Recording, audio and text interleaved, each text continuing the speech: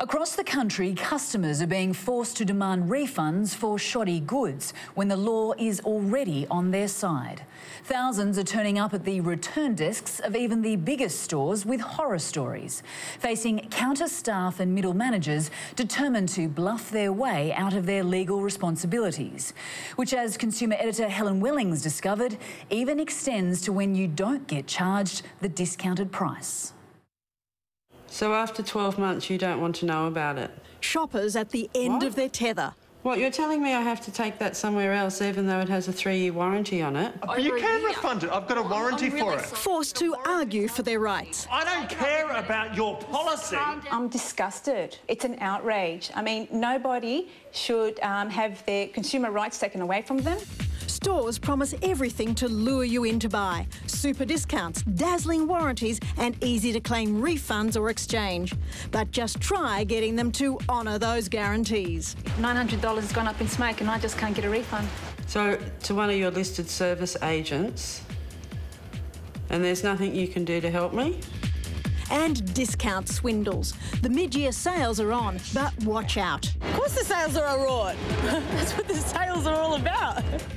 Today Tonight's previous sales blitz of 5 major retailers found them using bargain basement discounts to snare shoppers, then rip them off. Best and less, this top should have been $2. We paid $7, a 250% difference.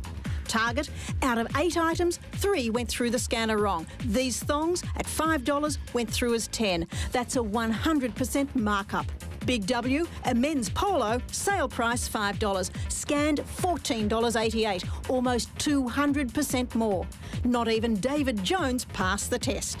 This shirt overcharged $10, sale price was $39.95.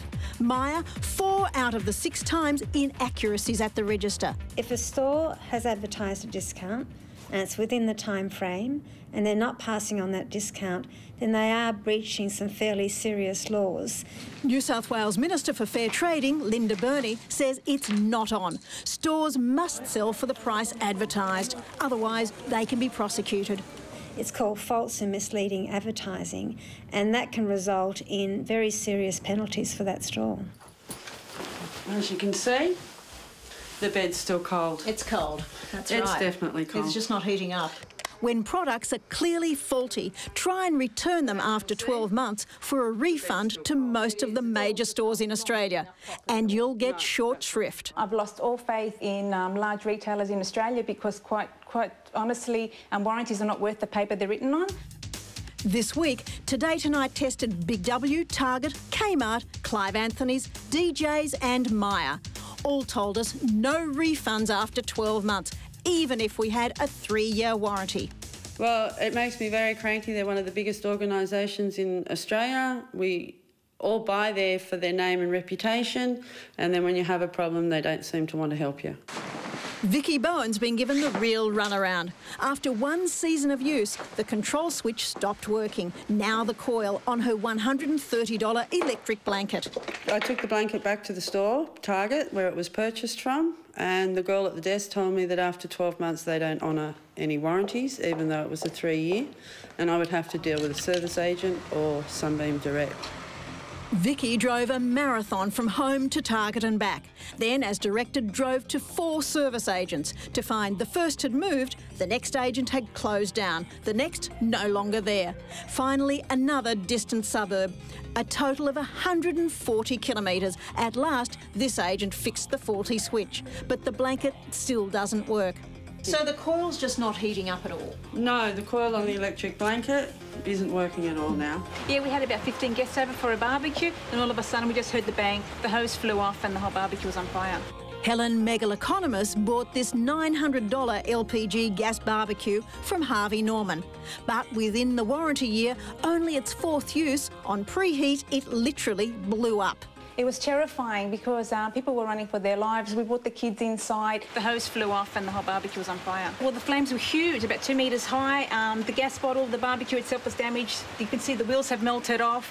Property was damaged, chairs, tables. Despite the Fire Brigade's report concluding the barbecue had a mechanical failure, a malfunction, Helen's got nowhere with a refund from either the retailer or manufacturer. But they refused, saying they couldn't see the barbecue, didn't know it was faulty, so they wouldn't give us our money back. Keep your receipt as proof of purchase, because if a product turns out to be faulty or misrepresented, you have every right to a refund, exchange, credit or repairs, whatever you choose. And make sure you take it back to the store you bought it from, because that's who you have your rights with and they're legally obliged to provide that redress. In the case of Vicky, she should not have had to run around and follow up the manufacturer. That should have been done by the trader. I want my money back. Some stores won't give refunds if a product's been taken out of its box or wrapping. That's illegal because it limits or prevents you exercising your rights. There are tribunals and fair trading agencies right across this country whose sole responsibility is to protect consumers, and they should be contacted if the consumer has no luck with the trader.